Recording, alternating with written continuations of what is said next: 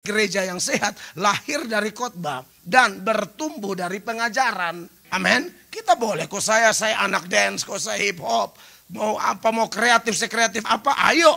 Tapi fondasinya harus jelas. Firman, supaya gereja bukan hura-hura tapi kosong. Jadi kalau saya sampaikan ini bukan hanya menang dihafal ayat atau bisa tafsir. Tidak, saya mengalami jamahan itu. Saya mengalami kemurahannya, saya alami anugerahnya. Maka dari itu Bapak Ibu jemaat yang dikasihi oleh Tuhan Yesus, persembahkan hidupmu kepada Tuhan. Tuhan tidak minta duitmu, suaramu, itu belakangan. Suara gagah-gagah tidak kasih tubuh, percuma, tetap masuk neraka. Pasti masuk neraka. Berikan seluruh hidupmu kepada Tuhan. Amin. Hargamu mahal. Yang sudah sadar syukur, yang belum sadar harus disadarkan dengan kebenaran ini.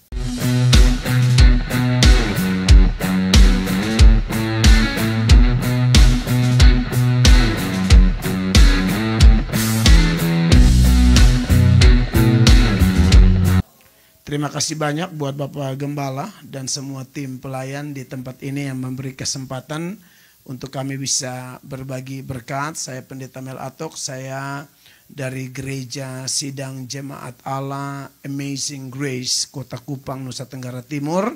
Dan itu salah satu gereja GSJA di bawah naungan Sinode Gereja Sidang Jemaat Allah di Indonesia.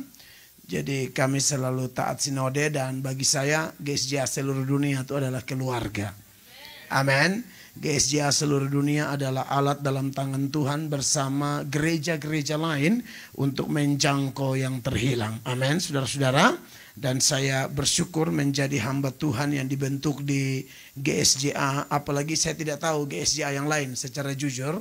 Tapi kalau di NTT itu pembentukannya ketat sekali. Tidak ada main-main gila di sana. Dan ya, jadi memang kalau orang melihat karakter kami di media sosial dan lain sebagainya, itu pengaruh leadership yang kami terima di NTT. Karena kita akan jadi seperti pemimpin kita. Elisa mau tidak mau harus tiru Elia, kan begitu. Sepanjang semuanya sesuai dengan firman Tuhan, begitu ya. Dan kami bersyukur bahwa gereja Tuhan yang kami gembalakan dikenal di NTT sebagai bengkel orang berdosa. Karena bagi kami gereja bukan tempat kumpulnya para malaikat. Gereja itu tempat kumpulnya orang-orang kotor, orang-orang berdosa, yang sudah diselamatkan dan setelah diselamatkan terus dibaharui dari waktu ke waktu supaya semakin hari semakin serupa dengan Kristus. Amin. Di dunia ini kita belum sempurna. Orang Kristen percaya Yesus, nama terdaftar di sorga. Baru nama. Dirinya nanti. Ya kan? Nanti tubuh kita kan diganti dengan tubuh kemuliaan. Tubuh yang ini kan masih bisa sakit. Masih bisa pikiran, masih bisa stres. Dengar masalah ini itu. Misalnya saudara-saudara yang dari Indonesia yang tinggal di Amerika. Dengar kabar di Indonesia. Kadang-kadang masih pikiran. Itulah. Roh kita belum sempurna, tubuh kita belum sempurna. Firman Allah berkata dalam Filipi 3 ayat 21, nanti tubuh kita yang hina ini diubah dengan tubuh kemuliaan. Itu tubuh seperti yang Yesus pakai. Nah kalau itu sudah sempurna, ya, lalu roh kita ini juga akan sempurna kalau di sorga. Di sini belum, ya. Tapi kita bergerak menuju kesempurnaan. Amin, kekasih Tuhan. Maka dari itu saya dan saudara memang harus terus mau ada di kaki Tuhan, ada di hadirat Tuhan. Tidak menjauhkan diri dari pertemuan-pertemuan ibadah seperti ini. Sehingga kita mengalami perubahan demi perubahan. Tuhan mengubahkan kita melalui firman-Nya, rohnya, dan keadaan sekitar. Atau pergumulan hidup kita. Bahkan pertemuan seperti ini. Besi menajamkan besi, orang menajamkan sesamanya. Kita yang disuruh berkumpul bahkan bersatu adalah orang-orang tidak sempurna. Kalau yang sempurna kumpul dengan yang sempurna mungkin aman ya. Tapi kalau yang tidak sempurna ngumpul dengan yang tidak sempurna, sesama yang tidak sempurna ini disuruh untuk bersatu. Saling pengertian, dengar-dengaran, saling mengalah, menerima masukan, rendah hati. Kan begitu persekutuan. Amin saudara-saudara. Tanpa itu persekutuan biar rame pun gak sehat. Kita kan bukan cari kuantitas, kita cari kualitas rohani. Amin, kekasih Allah. Dan saya punya alasan itu, makanya di gereja Tuhan yang saya gembalakan, gerejanya Tuhan. Saya selalu mengatakan gereja Tuhan. Tidak ada jemaat Mel Atok. Tidak ada jemaat GSJA sebenarnya. Yang ada tuh jemaat Yesus. Tuhan pulihkan Petrus, Tuhan bilang gembalakan domba-dombaku, bukan dombamu. Ini harus dipahami dengan detail. Kalau tidak nanti kita salah mendidik umat. Karena pikir, oh ini milik saya. Suka-suka gua, mau gua hajar. Gak bisa begitu. Perlakuan pendeta kepada jemaat itu harus tertuju kepada Kristus. Ini bukan kamu punya, ini gembala agung namanya Yesus Kristus. Gembala seperti saya dan Bapak Gembala di tempat ini namanya gembala kecil yang mengurus dombanya gembala agung. Itu harus ditanamkan kuat-kuat di hati dan pikiran jemaat, hati pikiran jemaat maupun gembala-gembala sidang. Amin. Jadi jemaat Anda juga milik Kristus. Amin. Jangan mencuri apa yang menjadi milik Kristus. Tahu definisi mencuri Bapak Ibu? Mengambil milik orang tanpa sepengetahuan dia. Memakai milik orang tanpa sepengetahuan dia, itu pencuri namanya. Saudara percaya tubuhmu dan tubuhku milik Kristus. Amin. Jangan pakai semau gue. Jangan. Itu pencuri. Mau pakai tubuh ini minta izin sama pemiliknya. Bukan kita pemilik tubuh. Maka dari itu saya mau ajak kita baca satu ayat dulu ya. 1 Korintus 6 ayat 20. Demikian bunyi firman Allah. Sebab kamu telah dibeli dan harganya telah lunas dibayar. Karena itu muliakanlah Allah dengan tubuhmu. Sekali lagi 1, 2, 3. Sebab kamu telah dibeli dan harganya telah lunas dibayar. Karena itu muliakanlah Allah dengan tubuhmu. Ini ayat kalau kita lihat latar belakang teksnya bicara tentang bagaimana orang-orang percaya di Korintus didorong oleh Tuhan melalui juru bicaranya, yaitu Rasul Paulus, supaya mereka menjauhkan diri dari percabulan. Ya, karena percabulan adalah salah satu dosa yang sangat mengerikan. Dosa lain terjadi di luar diri, dosa ini terjadi di dalam diri. Makanya Raja Daud sekalipun dia sudah bertobat, tapi waktu Tuhan bahas Raja Daud dalam 1 Raja-Raja pasal 15 ayatnya yang kelima di sana, Tuhan bilang bahwa semua sudah beres kecuali perkara Uria. Ya, di dalam 1 Korintus, betul ya? 1 Raja-Raja 15 ayat 5, silakan istri. Karena Daud telah melakukan apa yang benar di mata Tuhan dan tidak menyimpang dari segala yang diperintahkannya kepadanya seumur hidupnya, kecuali dalam perkara Uria orang Het itu. Kecuali dalam perkara Uria orang Het itu. Artinya ini dosa tuh luar biasa. Tuhan pasti ampuni. Tapi di memori Tuhan semua dosa aman. Tapi perkara Uria. Ngapain Uria? Daud rampas istri orang. Kalau ini tidak dikhotbahkan di gereja hari-hari ini, kita hanya khotbah anugerah, anugerah, anugerah. Saya tidak anti anugerah. Saya pemain kalau bicara anugerah. Tapi kadang-kadang saking enaknya orang bicara anugerah, anugerah disalahgunakan. Anugerah disalah manfaatkan. Oh sudah anugerah, jadi seenak-enak aja main lompor, seenak-enak aja main di kubangan. Alkitab berkata kalau kamu orang percaya, kamu tidak akan seperti itu. Seperti nabi-nabi palsu yang disinggung oleh Petrus, yang berkata mereka itu seperti anjing dan babi, kata Tuhan. Anjing yang sudah muntah kembali makan muntahnya. Babi yang sudah dimandiin kembali lagi main lumpur. Kekristenan tidak boleh begitu. Amin, kekasih Allah. Tidak ada yang namanya setengah-setengah. Mau panas-panas, mau dingin-dingin. Tidak boleh suam-suam, aku muntahkan engkau. Itu Alkitabiah, itu firman Allah.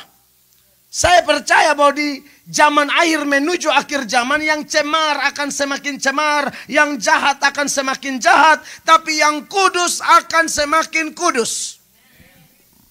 Ya, Tuhan bilang kuduslah kamu karena aku kudus. Itu tidak bisa dikompromikan. Orang mengaku saya selamat karena anugerah. Iya, apa buktinya kau sudah selamat? Amin, saudara-saudara. Betul, keselamatan hanya karena anugerah itu tidak bisa dibantah itu. Ya, kita tidak diselamatkan karena usaha, kita tidak diselamatkan karena pekerjaan kita. Tapi orang yang sudah diselamatkan sepanjang waktu dia bertobat, dia masih ada masa di mana Tuhan izinkan dia hidup. Lain hal kayak perkara istimewa penjahat di sebelah Yesus yang bertobat. Nah, itu dia bertobat beberapa menit, kemudian dia meninggal. Tidak sempat lagi bantu jalan kolektor di gereja. Iya toh? Tidak sempat lagi susun kursi, tidak sempat lagi campur bumbu, bantu masak-masak supaya habis ibadah makan bareng. Nggak sempat. Itu beda kasus, itu namanya perkara istimewa. Belajar Alkitab itu, kalau ilmu tafsir Alkitab, jangan pakai data-data yang deskriptif menjadi didaktis. Deskriptif itu data-data yang bersifat informasi, menceritakan peristiwa pada waktu itu dan tidak boleh dipaksakan jadi rumus. Yesus jalan di atas air, itu ada di Alkitab atau tidak Bapak Ibu? Jangan ikut. Jangan tiru, itu cerita. Kecuali setelah jalan, Yesus bilang, anak-anakku, sebagaimana aku jalan di atas air, maka kalian yang membaca ayat ini langsung praktek. Masalahnya nggak ada. Jadi itu bukan rumus, nangkap ya? Itu yang namanya deskriptif. Itu cara tafsir kitab suci itu begitu. Ya, kadang-kadang ada Kristen, hal-hal yang deskriptif dijadikan rumus, yang rumus dibuang. Kacau ini cara tafsirnya. Gereja nggak bertumbuh. Gereja itu bertumbuh, gereja lahir itu dari khotbah Simon Petrus. Gereja tidak lahir dari tiupan angin keras. Gereja tidak lahir dari lidah api. Gereja tidak lahir dari bahasa roh. Baca itu kisah 2 tuh ayat 1 sampai 13. Ada 3 fenomena besar. Glosolalia, lidah-lidah api, tiupan angin keras. Apakah orang bertobat? Kagak. Orang nyindir, malah bingung. Tapi setelah Petrus berkhotbah, mereka yang menerima khotbahnya itu 3.000 orang dibaptis. Berarti gereja yang sehat lahir dari khotbah dan bertumbuh dari pengajaran. Amin. Kita boleh kok saya anak dance, kok saya hip hop, mau apa, mau kreatif, sekreatif apa, ayo. Tapi fondasinya harus jelas. Firman, supaya gereja bukan hura-hura tapi kosong. Apalagi kita orang GSIA, kuat pengajaran, tidak salah-salah. Harus kuat pengajaran firman. Jadi yang deskriptif itu jangan jadi rumus ya. Amin. Yesus tidak nikah. Amin. Ya nikah saja kalau yang belum punya. Jangan bilang sebagaimana Yesus jomblo, aku akan bertahan. Langit dan bumi berlalu tapi aku tidak. Siapa yang suruh? Ha? Yesus tidak paksa kau ikut dia. Dalam hal jomblo menjomblokan diri. Kan dia suruh nikah. Tapi jangan cerai. Kan begitu. Jangan bini baru saki-saki langsung 2 Korintus 5 ayat 17. Yang lama berlalu ya Bang. Masih ada ini hanya baru koma darah Yesus. Ini memang kadang-kadang ada bapak-bapak tertentu tuh saya lihat dipakai setan benar-benar. Orang belum habis hanya baru koma. Langsung 2 Korintus 5, 2 Korintus 5, langsung terngiang-ngiang itu ayat yang lama berlalu. Sesungguhnya yang baru sudah datang. Tafsir kutip out of context lagi. Oh wow. Pengampunan turun. Jangan begitu dong. Amin, saudara. Yesus puasa berapa hari? Iya, itu juga cerita. Kalau puasa biasa ada di Alkitab. Gereja saya puasa tiap minggu. Tapi enggak 40 hari juga kali. Itu kan cerita. Jangan kan ada Yesus puasa 40 hari. Musa juga 40 hari. Elia juga. Ya, hanya 3 tokoh ini nih. Dan ini semua deskriptif. Bukan didaktis. Bukan rumus. Jangan pendeta dari mimbar jemaat terkasih seturut Matius 4 dan Lukas pasal 4. Haleluya. Yesus puasa 40 hari. Maka kita semua mulai hari ini sampai 40 hari ke depan jangan ada yang makan dan minum. Dan nanti kita lihat. Hari ke-10 kita mati berjemaah. Nggak tahu siapa mau kubur siapa. Pendeta sudah mati duluan. Sebelum mati langsung kubur sendiri. Ya. Kan nggak ada begitu. Boleh puasa, kita puasa. Makanya beberapa jemaat yang ketemu saya, kurusan ya Pak, puasa. Emang mujizat, puasa. Mana ada kurus mujizat? Kurus tuh lawan keinginan daging. Apalagi di Amerika nih darah Yesus. Lihat itu steak, emosi kita darah Yesus. Ngana nih kita gigi pada dia. Iya kan? Lihat itu apa? Crab apa? Bowling apa tuh crab? Emosi saya lihat itu kepiting, lu tunggu lu ya. Mesti jaga makan nih Amerika nih, bahaya nih, gue penggoda pencobaan. Nah saudara-saudara yang diberkati oleh Tuhan Yesus Kristus. Jadi semua itu deskriptif ya. Yang didaktis itu isinya 3. Perintah, larangan, janji. Ini rumus semua nih. Kalau dia perintah apa? Contoh, beritakan Injil. Itu jangan ditunda-tunda. Pergi. Jadikan semua bangsa muridku. Itu no compromise. No complain. Langsung, let's do it. Right? Jangan tunda-tunda. Itu perintah. Larangan, jangan berzina. Jangan berdosa. Pokoknya jangan-jangan itu larangan. Dan itu rumus. Janji, pergi, ketahui aku menyertai kamu. Pegang kuat-kuat itu. Dia bukan manusia sehingga ia berdusta. Apa yang difirmankannya pasti digenapinya. Pegang kuat-kuat. Janjinya murni, kata Alkitab. Janjinya apa lagi? Cari dahulu kerajaan Allah, semua akan ditambahkan. Percaya 100%. Makanya kalau ada orang Kristen kekurangan, mungkin kurang mempraktekkan Matius 6 ayat 33 secara maksimal. Makanya kesaksian kurang terus. Rumus kita tuh jelas, ya. Kita bukan teologi kemakmuran, juga bukan teologi kemiskinan. Tidak ada rumus jadi makmur, tidak ada rumus jadi miskin. Kecuali perkara istimewa. Ada orang-orang diizinkan makmur, tapi itu juga ada tujuan. Allah ciptakan dia dengan 2 tangan. 1 tangan terima, 1 tangan memberi. Dia tidak diciptakan seperti tangki, tapi seperti leding. Karena tangki itu hanya menampung, dan tidak ada kehidupan. Seperti laut mati, tidak ada kehidupan, kan hanya terima, tapi tidak menyalurkan. Tapi kalau jemaat di Amerika ini saya lihat, oh luar biasa berkorban. Keren, Bapak Ibu jemaat. Begitu dong. Keren, kalau sampai ada yang pelit ke dalam tangannya, aku serahkan nyawanya. Kok bisa begitu ada di antara kita? Hanya mau terima, tidak mau memberi. Bagaimana ini? Hancurkan kuasa kegelapan. Iya kan?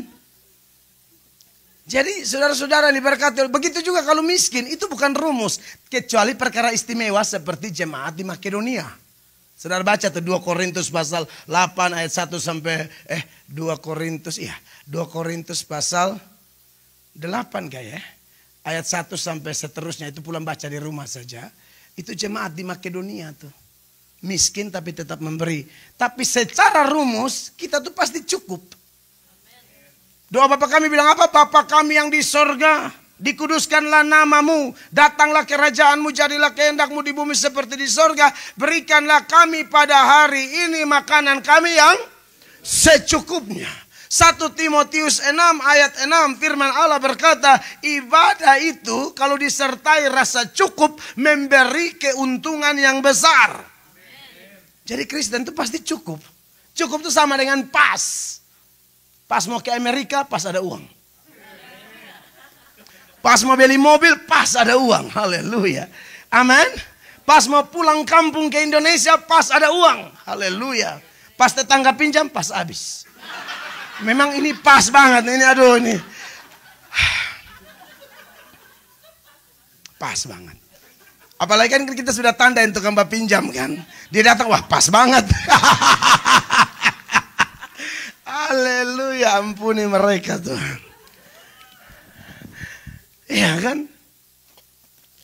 Jadi saudara-saudara diberkati oleh Tuhan Yesus Kristus, seperti itu rumus. Jadi sebenarnya hidup Kristen terlalu indah. Penderitaan ada, iya, kamu dikaruniakan bukan saja untuk percaya tapi juga untuk menderita. Tapi semenderita-menderitanya kita pasti lebih daripada pemenang. Orang Tuhan janji ada di pihak kita. Dia adalah gembala yang berkata, aku mengutus kamu seperti domba di tengah serigala. Tapi bukan berarti dia lepas tangan serigala cabik-cabik kita. Dia gembala yang bertanggung jawab. Tidak mungkin dia kasih tinggal kita. Baca itu Mazmur 23. Tuhan adalah gembalaku, takkan kekurangan aku. Lagi-lagi takkan kekurangan, sama dengan cukup pas. Takkan kekurangan aku. Ia membaringkan aku di padang berumput hijau, di air tenang, dan seterusnya. Enak semua toh. Gembala baik, pribadi luar biasa. Menggembalakan secara pribadi. Cukupkan segala sesuatu. Rumput hijau itu kan kebutuhan domba. Memang kan Allah tidak jawab keinginan ya. Allah jawabnya kebutuhan. Beda itu ya, keinginan sama kebutuhan. Lalu di padang rumput hijau air tenang. Lalu dia menyegarkan jiwaku. Dari terjemahan NIV, He restores my soul. Dia memulihkan jiwaku. Kebutuhan jasmani rohani tercukupkan. Indah semua, amin. Tapi jangan lupa dia bilang ada lembah kekelaman. Ada yang namanya lawan. Kalau baca itu Mazmur ya, tidak berhenti di ayat 3. Ada ayat 4. Ada ayat 5. Ada namanya lembah kekelaman. Ada yang namanya lawan. Tapi saudaraku, anak Tuhan yang baik, yang sungguh-sungguh cinta Tuhan, selalu yakin di tengah lembah kekelaman pun Gembala Agung tidak pernah tinggalkan kita. Dan kita tidak mungkin lari terbirit-birit hanya gara-gara lembah kekelaman. Coba baca itu Mazmur 23 ayat 4. Di situ Raja Daud lari terbirit-birit atau jalan santai. Coba cek. Berjalan atau berlari di lembah kekelaman. Mikrofon yang ini bisa tetap aktif. Selalu aktif aja, jangan dikasih mati. Iya. Sekalipun aku berjalan dalam lembah kekelaman, aku tidak takut bahaya, sebab Engkau besertaku, gadamu dan tongkatmu, itulah yang menghibur aku. Iya. Saudara lihat di sana, sekalipun aku jalan. Lembah kekelaman tapi bukan lari, jalan. Beda sama orang fasik. Amsal 28 ayat 1. Orang fasik nggak ada yang kejar, lari dia. Coba kontras sekali. Di Alkitab ini semua ada jawabannya ya. Orang fasik lari walaupun tidak ada yang mengejarnya. Haleluya. Tetapi orang benar merasa aman seperti singa muda. Kontras banget. Orang fasik lari nggak ada yang mengejar. Kita di Indonesia Timur itu kan kenal dengan swanggi. Swanggi santet. Suka banyak orang yang fasik tuh paling takut swanggi. Ngapain swanggi lu? Ngapain santet lu? Mendingan santet Pak Gubernur. Maksudnya masih ada alasan gitu santet orang karena berharta. Lu dikejar-kejar koperasi begini ngapain santet? Tahu koperasi? Oh di Amerika udah nggak tahu ya. Koperasi harian. Iya kan utang banyak ngapain disantet? Lama-lama mati sendiri, ya kan? Kalau mendingan mau santet gubernur, santet bupati, ke anggota DPR, ke ini sama-sama menderita pakai baku santet, pelan-pelan juga mati kita kalau tidak cari Yesus. Kan begitu. Ya tetapi orang udah ketakutan, waduh matanya merah banget nih, kayaknya santet nih. Mata merah kok santet, itu orang terlalu banyak menyelam buka mata di air. Iya. Kan mata merah buka mata di air lumpur begitu, bagaimana nggak merah? Langsung tuduh swanggi. Jangan begitu dong. Nah maka dari itu saudara-saudara yang diberkati oleh Tuhan Yesus, ayat yang baru kita baca sebagai nats pembuka 1 Korintus 6 ayat 20 itu ayat yang bersifat rumus. Atau kalau tidak pakai kasih materi saja. Oh tidak bisa. Oke. Bunyi apa nih?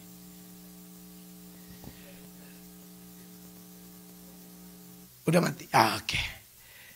Damai sejahtera memenuhi bumi ya. Saudara yang diberkati oleh Tuhan Yesus Kristus, jadi ayat yang kita mau soroti ini adalah sifatnya rumus, ya. Sebab kamu telah dibeli dan harganya telah lunas dibayar, karena itu muliakanlah Allah dengan tubuhmu. Ada satu pengalaman menarik seputaran ayat ini. Saya dibenci oleh banyak orang sebenarnya, saya nih. Karena khotbah-khotbah saya tuh mengganggu sekali. Mengganggu bagi orang-orang yang mencintai dosa. Orang-orang yang tidak suka gereja. Biasanya orang-orang tidak suka gereja juga bisa senang dengan pendeta. Asal pendetanya pintar melawak. Nah ini bahaya juga sebenarnya ya. Kalau kita melawak lalu dia ketawa-ketawa tapi dia tidak bertobat. Ini kan rugi. Saya tidak anti dengan lucu sepanjang lucunya ada tujuan. Ya lucunya masih sesuai konteks lah ya. Ada yang lucunya sudah tidak jelas. Sampai jemaat pulang orang tanya, pendeta khotbah apa? Enggak tahu, pokoknya lucu banget katanya. Buset, gereja sampai 2 jam. Tanya pendeta khotbah apa? Tidak tahu, pokoknya ancor. Gitu katanya. Ancor maksudnya lucu begitu. Loh kalau mau lucu undang lapor Pak. Wendy, Andre, Taulani. Iya kan? Boleh pendeta, Tuhan juga ada selera humor, pasti ada lah, ya kan. Tapi maksud saya jangan sampai tidak terkendali. Nah saya ini dibenci orang karena kalau khotbah sering straight to the point dan akhirnya mereka tidak suka dengan saya. Ada satu yang sangat benci dengan saya. Mamanya suka dengar khotbah saya. Saya itu paling diminati oleh oma-oma satu Republik Indonesia. Aduh, kalau yang sedikit muda kurang doyan sama saya. Tapi kalau oma-oma pakai tongkat mel atau gitu suka banget. Aduh, kok lakunya di umur 70-an ya. Tapi begini. Tapi nggak apa-apa. Itu juga jiwa, men. Oh, itu jiwa juga sembarangan. Iya kan. Oh, saya pokoknya kalau di oma-oma, aduh sudah deh jangan ditanya, pasaran banget. Kalau pemuda-pemudi itu kurang suka, apalagi yang masih bermain-main dengan dosa, paling benci saya. Salah satu pemuda benci banget sama saya. Mamanya paling suka dengar saya khotbah di radio. Dia biar kasih mati itu radio, jangan dengar itu pendeta, bla bla bla bla bla bla bla bla. Satu kali dia ada masalah yang sangat berat, Bapak Ibu jemaat terkasih. Dan dia sudah siap-siap untuk bunuh diri. Sudah tulis puisi perpisahan. Dia jago bikin puisi. Dia sudah tulis puisi perpisahan, tali sudah ready, racun tikus, semua alat yang pokoknya berkaitan dengan bunuh diri, komplit. Tiba-tiba sementara dia lagi tulis-tulis puisi atau apa begitu perpisahan, kata-katanya dia, isi hatinya dia, tiba-tiba mamanya tidak ada, dia sendiri di rumah, mamanya lagi pergi ke satu daerah. Dia dengar khotbah saya, dia jengkel sekali. Di mana ini radio? Di depan orang Islam, masa ini orang Islam putar melato punya? Tapi saudara-saudara, waktu itu saya khotbah ayat ini. Sebab kamu telah dibeli dan harganya telah lunas dibayar. Karena itu muliakanlah Allah dengan tubuhmu. Lalu saya kembangkan lagi dari ayat ini. Dirimu bukan milikmu lagi. Engkau telah dibeli, engkau telah dibayar. Engkau milik Kristus dan seterusnya. Maka saudara-saudara dia tersentak, dia minta ampun, dia buang itu semua tali-tali, dia sudah nekat mau bunuh diri. Maka dia cari saya, ketemu saya di gereja, lalu kita berdoa dan sampai hari ini salah satu pendukung pelayanan paling setia. Kalau saya dan istri minta tolong apa, saya selalu siap. Bapak-bapak di gereja Tuhan tempat saya melayani itu mantan kepala batu semua. Kepala batu ini kan sepupu dengan kepala angin. Kakak tertuanya yang tegar tengkuk di Israel ya. Tapi adik-adiknya ada di NTT. Kepala angin dan kepala batu. Waduh itu barat semua. Tapi setelah dijamah Roh Kudus. Setelah mengerti bahwa mereka yang kotor telah dibeli. Dan harganya telah lunas dibayar. Mereka mempersembahkan tubuh mereka. Sebagai persembahan yang hidup, yang kudus dan yang berkenan kepada Allah. Karena itulah ibadah yang sejati. Saudara kalau ke NTT nanti pergi di Amazing Grace bengkelnya orang berdosa. Itu bapak-bapak tuh bisa ibadah 2-3 kali. Paling top tuh 2 kali. Ibadah pertama misalnya dia jadwal urus parkir. Karena parkiran tuh mesti cepat. Karena ibadah 3 kali kan. Jadi mereka urus semua tuh. Ibadah 1 urus parkir. Ibadah 2 full dengar khotbah. Tidak ada jalan-jalan sana sini, tidak ada. Mereka sangat hormat firman. Mereka bilang beda kita melayani. Tapi kalau tidak duduk dengar khotbah ngapain? Omong kosong. Penipu. Harus duduk dengar firman, harus menyembah Tuhan. Jadi mereka atur parkir sana sini, tapi waktu firman Allah disampaikan, duduk diam. Seperti Maria duduk di kaki Tuhan. Dan Tuhan bilang apa sama Marta? Marta, kamu terlalu khawatir, terlalu sibuk. Contoh Maria nih, dia melakukan apa yang terbaik. Dia duduk dengar dan ini tidak akan pernah diambil darinya. Tidak akan diambil darinya. Puji-pujian masih bisa dicuri. Firman yang benar nggak bisa dicuri. Oh setan bisa jiplak puji-pujian. Oh iya. Tapi kalau memberi diri bagi Kristus, mendengar firman tidak akan diambil darimu. Amin Bapak Ibu terkasih. Itu paling penting itu. Makanya kenapa saya penonjolannya pemberitaan firman. Ya. Jadi saudara yang diberkati oleh Tuhan Yesus Kristus. Berdasarkan ayat ini, kita telah dibeli. Kita tahu harga kita toh. Harga kita sangat mahal. Harga kita sangat mahal. Itu bagian pertama ya. Harga kita sangat mahal. Apa yang paling mahal di hidup ini? Ya manusia, nyawanya. Ini bukan lagu rohani ya. Saya kasih contoh, hanya soundtrack lagu Keluarga Cemara. Pernah dengar kan? Harta yang paling berharga adalah keluarga. Oh, itu benar. Karena keluarga itu isinya orang semua. Itu berharga banget. Saudara, Yesus datang ke dunia itu mau bayar siapa? Nyawa. Mazmur 49 ayat 8 dan 9. Dua ayat ini mengingatkan kita bahwa memang yang paling berharga itu adalah nyawa. Tidak ada orang mau kumpul seluruh kekayaan dunia tidak mampu menandingi harga satu nyawa. Coba baca ini ayat.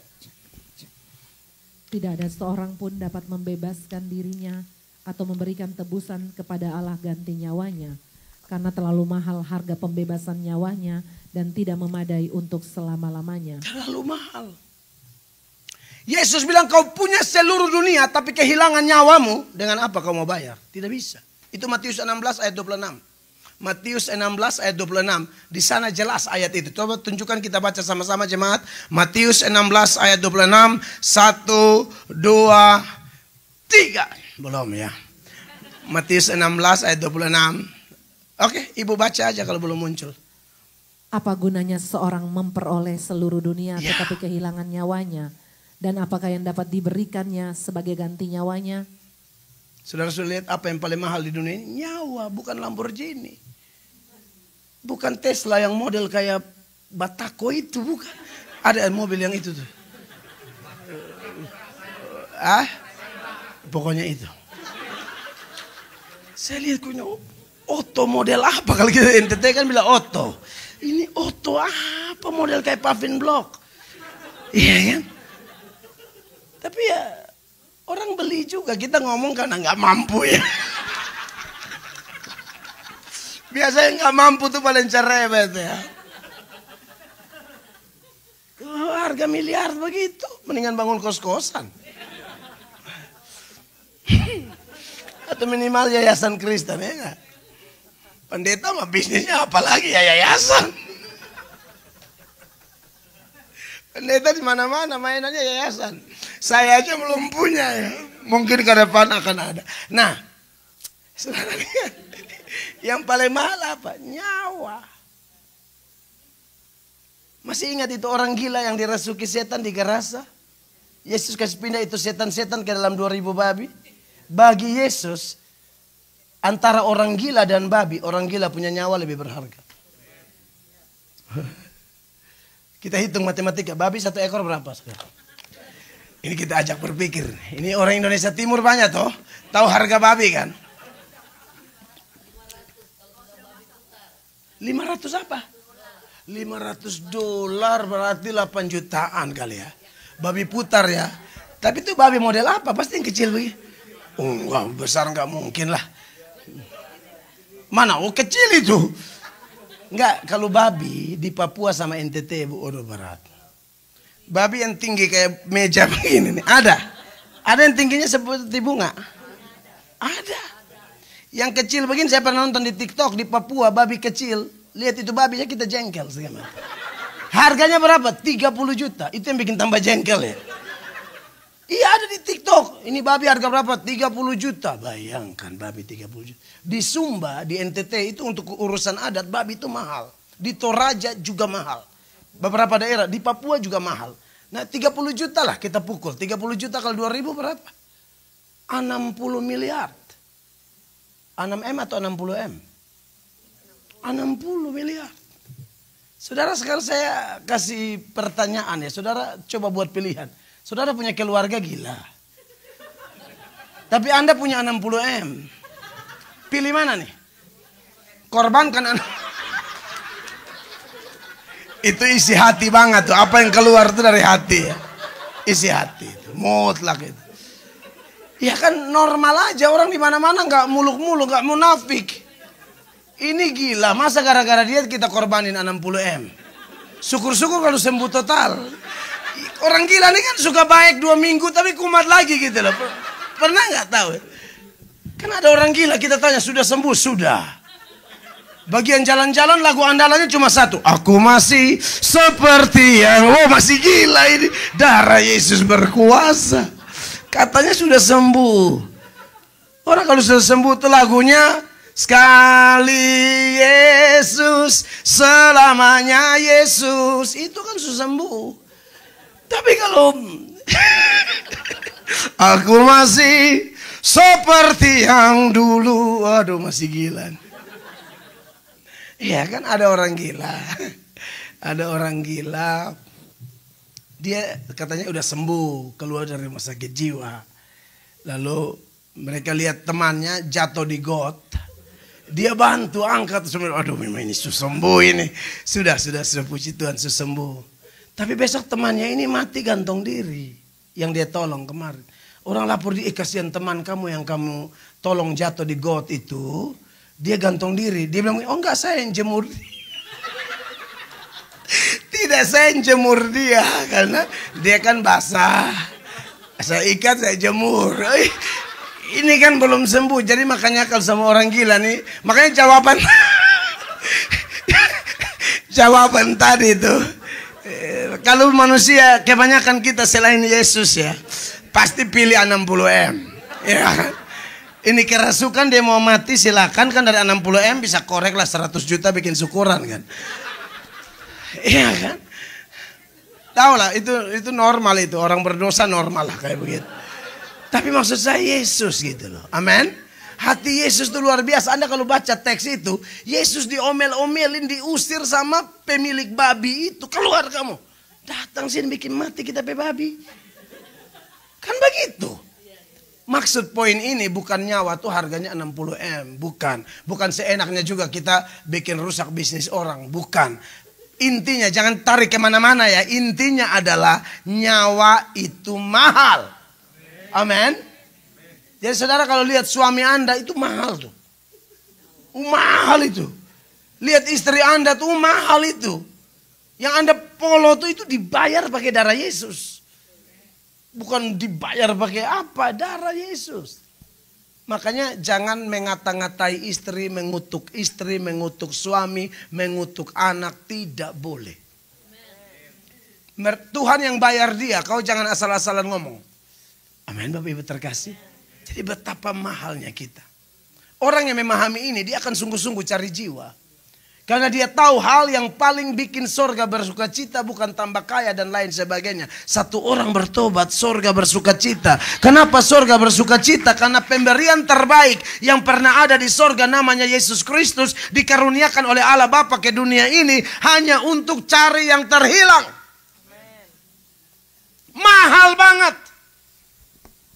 Makanya kalau kita bilang sebab kamu telah dibeli dan harganya telah lunas dibayar, harga kita terlalu mahal. Harga kita darah Yesus Kristus.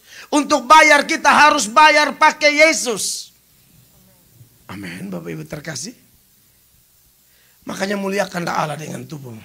Ayat-ayat seperti ini yang membuat saya ambil keputusan. Aduh, saya hidup broken abis. Saya lahir dari keluarga yang hancur, broken home. Papa dan mama tidak nikah, saya anak hasil perzinahan. Semua anak-anak. Nanti mereka sudah umur 60-an. Saya selesai sekolah teologi di Jakarta. Pulang baru saya urus mereka nikah. Dan saya tidak malu bersaksi ini. Saya hanya mau kasih tahu. Sekotor apapun kita. Serusak apapun kita. Satu-satunya pribadi yang terima kita apa adanya. Namanya adalah Yesus Kristus. Saya urus papa dan mama nikah. Kami anak berempat. Laki-laki berdiri jadi saksi. Tidak ada masalah. Memang itu fakta. Yesus luar biasa. Amin. Jadi kalau dia mau pakai orang terserah. Dia tidak datang cari orang benar. Dia cari orang berdosa supaya mereka bertobat. Buka Lukas 5 ayat 32. Itu waktu di rumah Matius versi Injil Lukas. Orang ngomel-ngomel. Kenapa guru duduk bercerita sama orang-orang berdosa, pemungut cukai dan lain sebagainya. Tapi Yesus bilang, ya aku datang mencari mereka. Saya cari orang kayak mereka. Tapi tujuannya ada. Supaya mereka bertobat. Coba baca itu Matius 5 ayat 32 sama-sama. 1, 2, 3. Aku datang bukan untuk memanggil orang benar. Tetapi orang berdosa. Supaya apa? Mereka bertobat. Emang ada orang benar? Tidak ada. Semua sudah berdosa. Hanya orang berdosa ada yang sok benar. Orang berdosa yang sungguh-sungguh dia menyadari betapa kotornya dia. Dan orang yang menyadari betapa kotornya dia akan datang pada Yesus. Dan hanya Yesus yang bisa selamatkan dia. Amin, kekasih Tuhan. Hanya Yesus yang bisa selamatkan dia. Saya merasakan bagaimana jamahan Tuhan. Betapa kotornya hidup saya. Saya bertobat satu kampung heboh. Benar. Mereka tidak percaya penjahat seperti saya bisa bertobat. Satu kali saya khotbah di sebuah tempat, selesai khotbah ibu itu datang, Pak Pendeta mohon maaf saya harus ngomong ini. Iya Bu, kenapa? Jujur Pak Pendeta ya, tapi jangan tersinggung lah. Iya kenapa? Dulu ayam saya kan Pak Pendeta yang ambil. Iya sudah, yang lama sudah berlalu. Memang benar juga, tapi kan kita sudah dalam Kristus begini, baru ngana bongkar kita. Tapi memang iya ayam itu saya ingat. Ayam ibu juga salah. Kenapa saya lewat dia nongkrong di situ? Itu sama dengan minta mati. Sudah tahu ini pencuri lewat, dia pakai kokoreo, lu hebat mati. Jangan ayam, ban mobil orang kita buka semua, sepeda motor, apa semua kita kasih habis. Jemuran tetangga tuh saya bantu angkat semua tuh. Lipat, setrika, simpan di lemari saya. Aduh hidup badung banget. Saya bertobat orang tidak percaya. Saya tusuk orang di depan gereja sampai 10 tusukan. Saya jadi buron di mana-mana. Tanya kalau ke NTT tanya. Gimana sejarah Mel Atok? Ini aduh apalah sebutnya. Sampai tetangga-tetangga sudah bilang sama anak-anak. Jangan main dengan setan itu. Bukan Mel. Setan itu. Begitu katanya. Dan di antara mereka yang ngomong sekarang sudah jadi jemaat. Sudah bergereja. Sudah menyembah air mata Roh Kudus jam. Itulah Tuhan kita. Amin. Jadi kalau saya sampaikan ini bukan hanya menang dihafal ayat atau bisa tafsir. Tidak, saya mengalami jamahan itu. Saya mengalami kemurahannya. Saya alami anugerahnya. Maka dari itu Bapak Ibu jemaat yang dikasihi oleh Tuhan Yesus. Persembahkan hidupmu kepada Tuhan. Tuhan tidak minta duitmu, suaramu itu belakangan.